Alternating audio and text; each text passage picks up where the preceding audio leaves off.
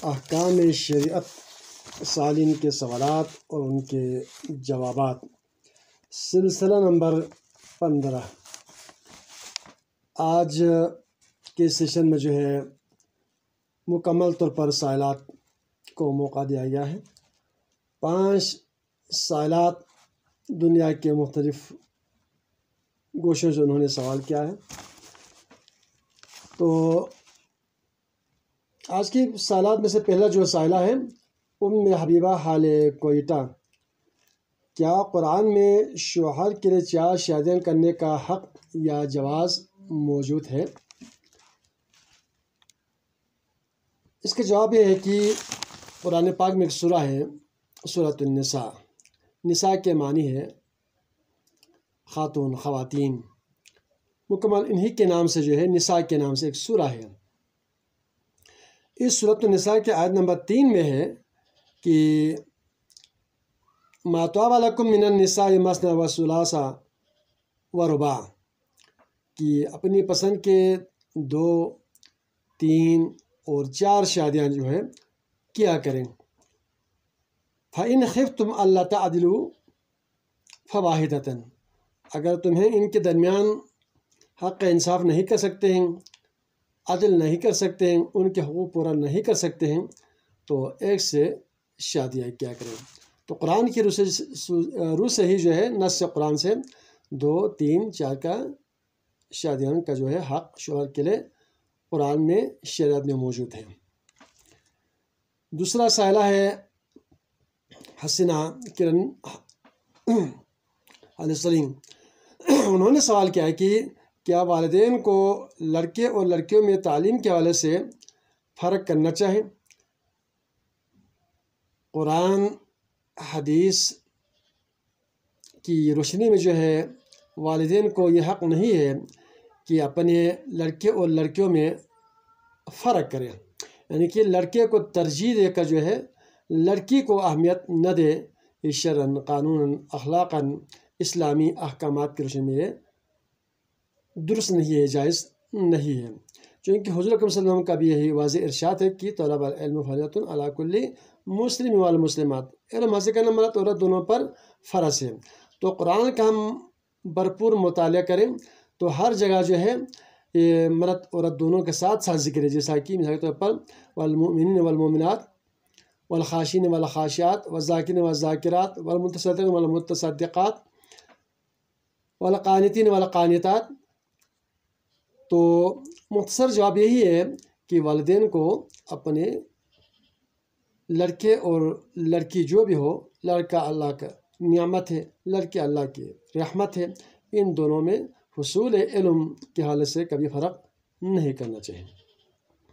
تیسرا سائلہ ہے عائلہ بانو حال کراچی، میمونہ زہرا حال لندن۔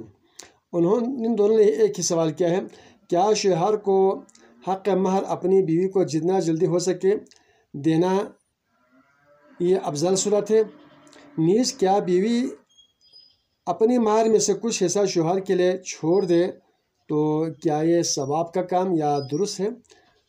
تو اس کا جواب ہے کہ سورۃ النساء ہی کی آیت نمبر 3 کا ایسے کا ایک حصہ ہے۔ سورہ نساء میں اس کا حکم موجود ہے کہ عورتوں کو ان کی مہر خوشی سے شوہر کو دلی طور پر بڑے پیار و محبت کے ساتھ جتنا ممکن ہو سکے اس کو جلدی دینا چاہیے، اس کو دے دے مہر، اس کا حق مہر ہے۔ دوسری بات ہے کہ شوہر کو اگر بیوی کچھ مال میں سے حصہ معاف کر دے، اس کو چھوڑ دے، تو شوہر کو بھی چاہیے کہ قرآن حکم کے مطابق بڑے مزے کے ساتھ اس کا حق مہر جو آپ کو چھوڑا گیا ہے، آپ کو دیا گیا ہے، وہ بڑے مزے کے ساتھ کھایا کرو۔ چوتھا سائلہ ہے خدیجہ حال انڈیا کرگل، بطول بانو حال سعودیہ عربیہ۔ انہوں نے کہا کہ نکاح کے کتنے اقسام ہیں اور واجبی نکاح سے کیا مراد ہے؟ نکاح کے بنیادوں پر 4 اقسام ہیں۔ پسندیدہ نکاح کے 2 قسمیں ہیں، ناپسندیدہ نکاح کی بھی 2 قسمیں ہیں۔ پسندیدہ نکاح کے 2 اقسام ہیں، وہ واجب اور سنت ہے، ایک نکاح کا واجب، ایک دوسرا ہے سنت۔ اور ناپسندیدہ نکاح کے 2 صورتیں ہیں، ایک ہے حرام، ایک ہے مکروہ۔ تو آپ نے سوال کیا ہے کہ ان 4 اقسام میں سے جو ہے واجبی نکاح سے کیا مراد ہے۔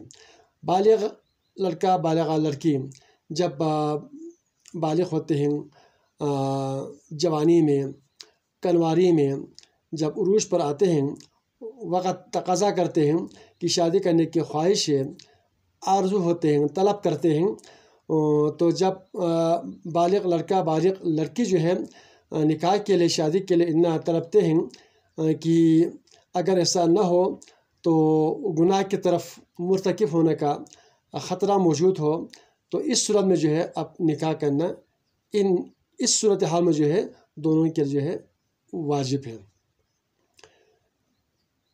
5واں جو سائلہ ہے برکت بی بی عارفہ بانو حال کویت۔ ان دونوں سوال یہ کہ یتیموں کا مال ظلم سے اگر کوئی کھائے تو اس ظالم کو کیا سزا ہے قرآن و سنت میں؟ تو اس کے جواب ہے کہ سورۃ النساء ہی میں اس کے جواب موجود ہے کہ آیت نمبر 10 میں ہے، جو کہ کسی یتیم کا مال ظلم کر کے کھائے گا تو گویا اس نے اس یتیم کا مال نہیں کھایا، اس نے آگ کھایا ہے۔ فی بطونہم نارا، اس کے پیٹ میں آگ ہوں گے، اس کے پیٹ میں اس یتیم کا مال مزے کے ساتھ اس کو ہضم نہیں ہوگا، وہ آگ میں تبدیل ہو جائے گا، گویا کہ اس نے آگ کھایا ہے، اس نے اس یتیم کا مال نہیں کھایا ہے۔ یہ سخت جو ہے خطرناک قسم کی جرم ہے، ظلم ہے، زیادتی ہے۔ یتیم کا مال کھانے سے ہمیشہ دور رہنا چاہیے، تصور بھی نہیں کرنا چاہیے۔